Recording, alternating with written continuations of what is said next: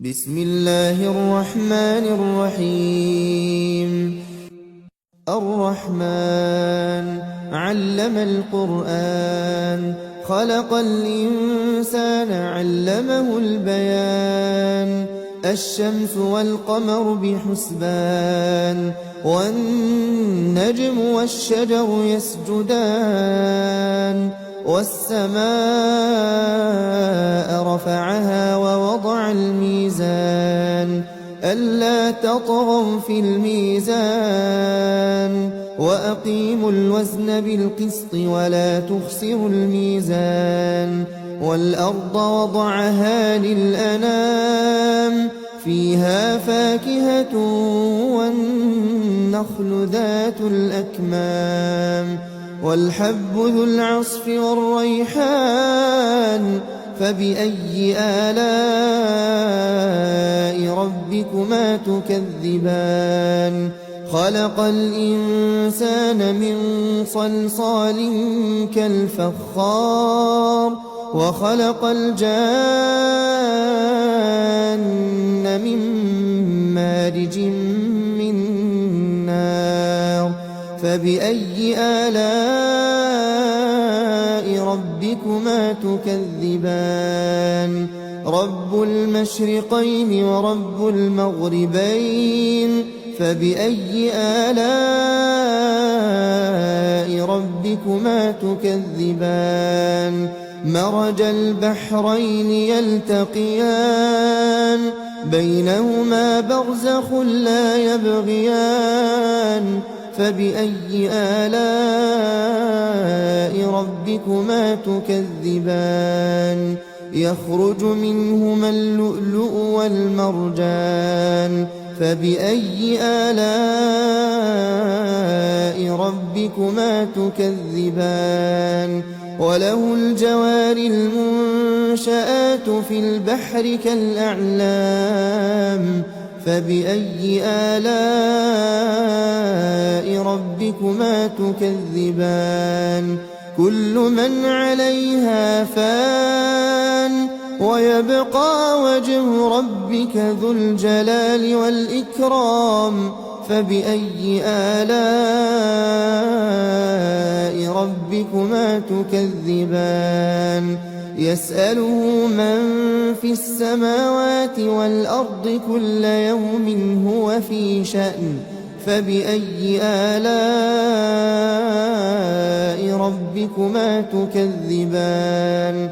سنفرغ لكم أيها الثقلان، فبأي آلاء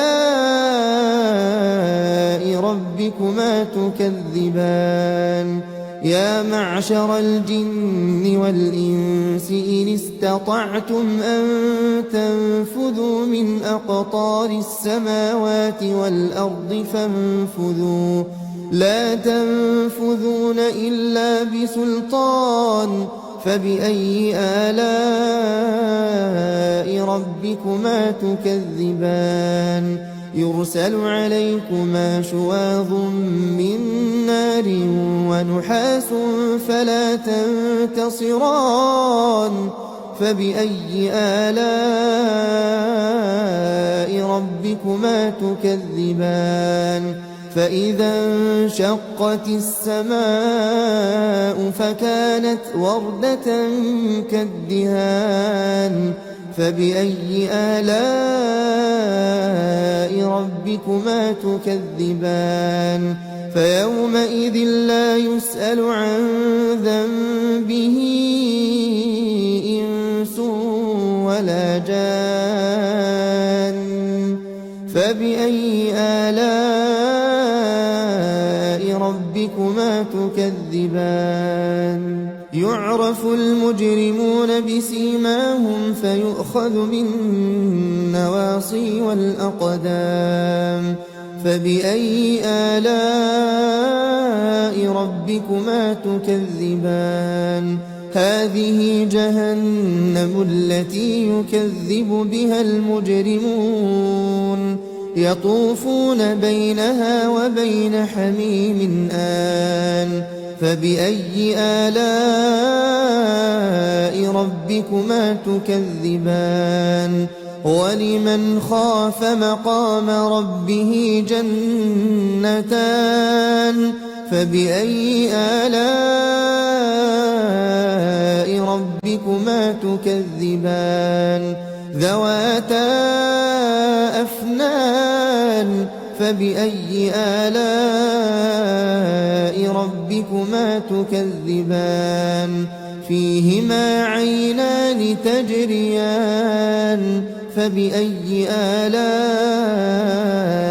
ربكما تكذبان فيهما من كل فاكهة زوجان فبأي آلاء ربكما تكذبان متكئين على فرش بطائنها من استبرق وجنى الجنتين دان فبأي آلاء ربكما تكذبان فيهن قاصرات الطرف لم يطمثهن إنس قبلهم ولا جان فبأي آلاء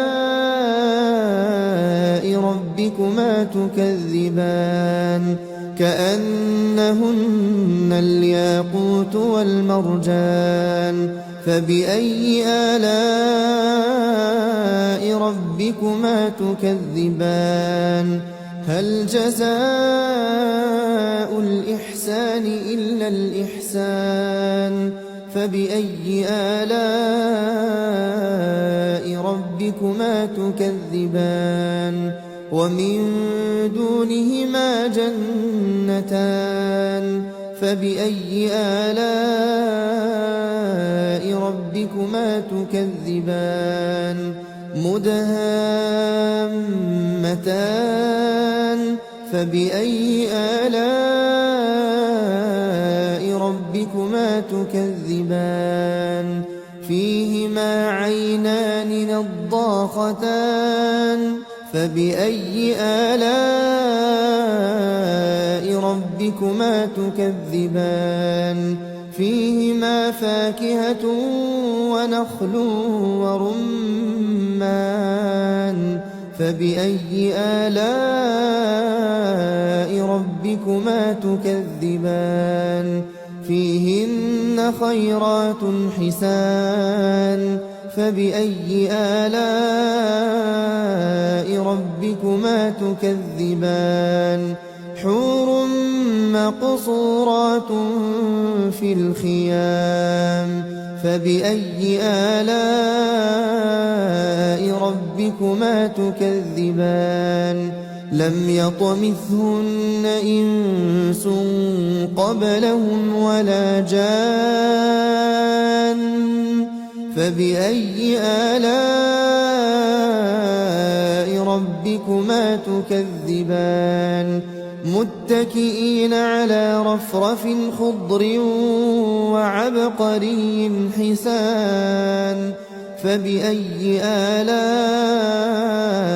ربكما تكذبان تبارك اسم ربك ذي الجلال والإكرام